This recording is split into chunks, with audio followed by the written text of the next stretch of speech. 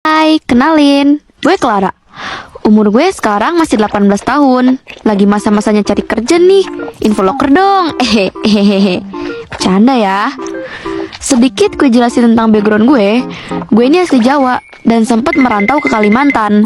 Kisah ini berawal ketika gue masih piyik, kelas 4 SD. Saat itu bokap gue masih bagian staf asisten di perusahaan pabrik kelapa sawit yang cukup terkenal lah di daerahnya. Dan keluarga gue tinggal di perumahan yang memang disediakan oleh perusahaan, di mana perumahan itu memang berada di tengah-tengah hamparan kebun sawit. Bokap kerja di perusahaan kelapa sawit membuat kehidupan kami saat itu cukup berjalan lancar, dan perekonomian kami bisa dibilang sangat berkecukupan lah. Gue bisa beli apa aja yang gue mau. Kalau gue minta sepeda siang, sorenya langsung dibeliin. Gue minta HP, besoknya udah ada di kasur gue. Pokoknya tuh cukup banget lah hidup gue tuh. Dan bokap gue ini seorang yang cerdas. Jadi beliau sering banget dapat bonus berkat kecerdasannya dan keuletannya dalam bekerja. Bokap gue juga orang yang tegas dan selalu mengerjakan sesuatu sesuai deadline. Best lah pokoknya. Disinilah hal buruk dimulai. Suatu hari bokap gue ditawarin promosi jabatan untuk naik pangkat menjadi GM alias General Manager di perusahaan tersebut. Dan GM yang sebelumnya akan diturunkan pangkat menjadi staf asisten, kayak tukeran jabatan gitu deh. Kesempatan emas ini tentu gak dilewatin bokap. Bokap gue pun setuju, karena ini peluang besar dan bisa jadi lompatan besar buat karirnya. Tapi beberapa hari sebelum bokap diresmikan menjadi GM, sikapnya mulai aneh. Bokap gue tiba-tiba jadi sering diam, mendadak stres, pandangannya kosong, gak ada semangat hidup, bahkan sering semedi dan ngobrol sendiri. FYI, semedi yang dimaksud di sini beliau diam aja tanpa memikirkan dan mencemaskan kehidupan gitu ya, kayak makan atau mandi. Kayak dia tuh kerjanya cuma duduk, pejamkan mata, sama atur nafas tanpa menghiraukan orang di sekitarnya. Gue shock liat bokap gue semedi, yang sebelumnya mana pernah beliau ngelakuin ini. Apalagi pas lagi ngomong sendiri, dia ngobrol tuh kayak sama orang. Tapi kita sekeluarga gak ada yang lihat dia ngobrol sama siapa. Awalnya kita kira mungkin emang bokap lagi banyak tekanan karena beradaptasi dengan tanggung jawab baru. Jadinya beliau kecapean dan kita mutusin buat kasih bokap waktu istirahat dulu. Tapi ternyata salah. Bokap malah makin parah tingkahnya. Aura negatif yang dia bawa bikin gue gak nyaman di dekatnya. Tiap gue di dekatnya tuh kayak merinding seluruh badan gitu loh. Bahkan beliau berani main tangan ke gue, nyekek gue. Beliau ngelakuin itu di luar kesadarannya. Gue yakin deh. Ya, karena yang beliau lakuin itu sesuatu yang gak pernah dia lakukan sebelumnya. Karena kondisi bokap yang gak kunjung membaik, akhirnya keluarga gue memutuskan untuk membawa bokap pulang ke Jawa supaya bisa istirahat dan dapat pengobatan yang lebih baik di sana. Tapi perjalanan itu gak mudah, Besti. Jujur, ngajakin bokap buat balik ke Jawa itu susah banget.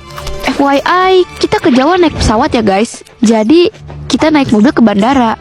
Bokap sempet gak mau tuh keluar dari mobil. Dengan kondisi bokap yang kayak gitu, bokap pun gak diterima masuk pesawat karena kondisinya bener-bener gak stabil. Akhirnya kita sekeluarga coba buat ngobrol sama pihak maskapainya. Setelah negosiasi, akhirnya pihak maskapai mengizinkan bokap naik. Tapi dengan satu syarat, harus didampingi petugas khusus dari maskapainya. Dan nyokap gue harus bayar tiket tambahan untuk pendampingnya itu. Duit maning. Singkat cerita, gue udah sampai di Jawa. Selama di pesawat dan lanjut naik mobil buat sampai ke rumah pun, semua berjalan normal sih. Sampai dengan aman dan gak ada satupun yang aneh. Malam pertama di Jawa, bokap cuma semedi sepanjang malam dan gak mau makan. Keluarga udah nyoba maksa bokap buat makan, berujung makanannya diludahin. Kejadian itu berlangsung selama beberapa hari. Akhirnya nyokap manggil orang pintar di hari itu. Waktu orang pintar ini dateng, dia bilang bokap gue tuh kena guna-guna dari seseorang yang iri sama bokap. Sebenarnya kita sekeluarga, gue dan nyokap gue tertuju sama satu orang. Tapi kita gak mau langsung terburu-buru menyimpulkan sesuatu. Akhirnya bokap dibaca-bacain doa, terus disuruh minum air kelapa. Selain itu, nyokap selalu usaha ngajakin bokap buat doa bareng, keluarga gitu. Dan setelah beberapa hari, keadaan bokap berangsur-angsur membaik. Cuma kita jadi gak bisa balik ke Kalimantan lagi karena bokap udah bener-bener gak bisa balik ke sana. Jadi kita sekeluarga mulai semuanya dari awal di Jawa. Beberapa bulan kemudian kita sekeluarga dapat kabar kalau anak dari GM yang waktu itu sempat jadi pesaing bokap, anaknya meninggal waktu lagi mancing dan jasadnya hilang selama 3 hari di rawa. Ada kabar dari teman bokap sebelum jasadnya ditemukan, ada seseorang yang kesurupan dan sempat bilang ke GM itu, "Sudah berapa orang yang kau lukai? Kau di sini sama-sama merantau dan mencari rezeki. Jangan ganggu orang-orang. Kali ini anakmu yang kuambil. Tapi jika terus kau lanjut, aku akan ambil seluruh keluargamu." Anjay, gila mantap gak sih? Jadi dabra ya gak sih gue? Nah, dari situlah semua orang tahu kenapa bokap bisa berakhir kayak gini. Jujur, kita sekeluarga antara percaya dan gak percaya. Dari keluarga juga gak ada yang naruh dendam sama sekali. Dan hal ini memperkuat dugaan kita bahwa apa yang terjadi adalah hasil dari persaingan yang tidak sehat di perusahaan. Sekarang, bokap udah kayak biasanya. Cuman, bokap jadi kehilangan semuanya yang udah dibangun.